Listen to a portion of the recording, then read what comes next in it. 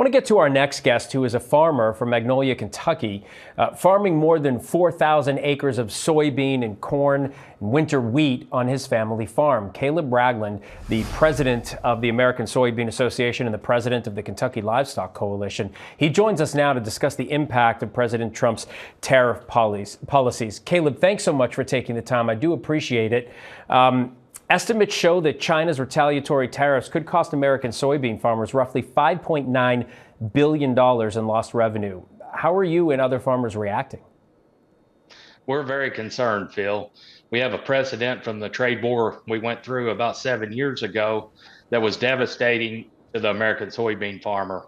Over that period of time, we lost nearly $20 billion of trade with China. Trade is 50% of the acres that are produced in the United States. And of that, currently 25% of our soybeans that we raise go to China. And the other 25% are exported to other countries. So trade is vital to our future, and we must have consistent, robust trade in order to be profitable on our farms. Caleb, U.S. farmers are already losing out to competition with countries like China, which is investing resources in Brazil's agricultural industry. Yes. What are some of the things you will have to manage and shift as this trade war intensifies?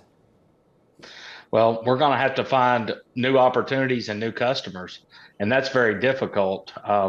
We're working every day to find new uses and increase demand domestically, but it's a drastic shift to find a new home for half of your production in any industry.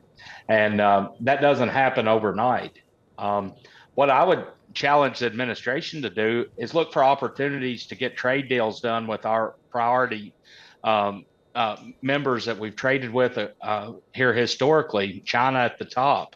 But let's get a positive phase 2 type trade deal agreed to. And let's find opportunities where we can do something that's good for both parties instead of building walls and barriers through increased tariffs. Because right now we're just hurting each other.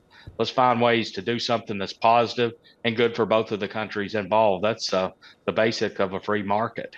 Caleb, we know soy is used to make tofu and soy milk, but what are some of the other foods made with soybeans, and how will those products be affected by the trade war?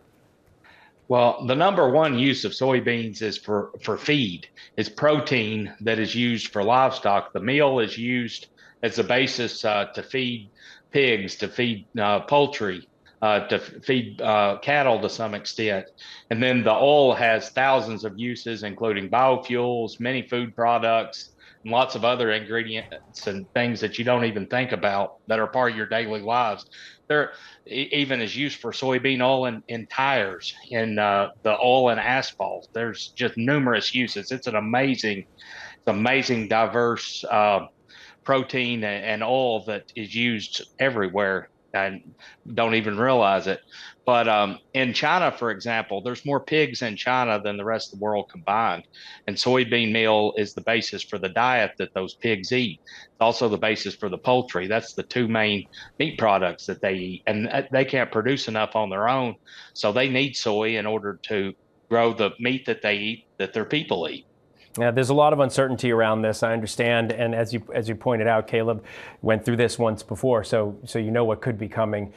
We certainly wish you the best. Caleb Ragland, thanks for taking the time to talk to us. Thank you.